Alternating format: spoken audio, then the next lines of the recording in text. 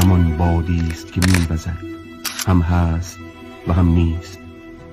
آنان را که ریشه در خاک استوار دارند از طوفان هراسی نیست. جنگ می آمد تا مردان مرد را بیازماید. پندار ما این است که ما مانده ایم و شهدا رفتند، اما حقیقت آن است که زمان ما را با خود برده است و شهدا ماندند.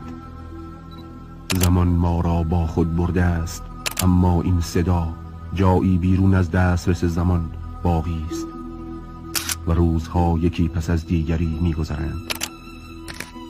باد زمان در این شهر زمینی می‌وزد، نه در آن شهر آسمانی که در کرانه ابدیت بیرون از رهگذر باد وجود دارد.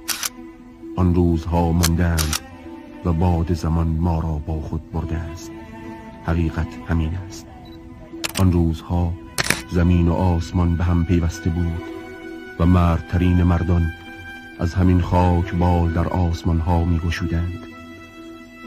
زمین عرصه ظهور یک حقیقت آسمانی است و جنگ برپا شده بود تا آن حقیقت ظهور یابد. دیدم که این همه جز بهانه‌ای برای وجود و ظهور آدمی بیش نیست. همان سان که حجاب‌های ظلمت و نور نیز بهانه تجلی حقیقتند. دیدم که جنگ برپا شده است تا از این خاک دروازه‌ای به کربلا باز شود و مردترین مردان در حسرت قافله عشق نمانند. و چنین شد.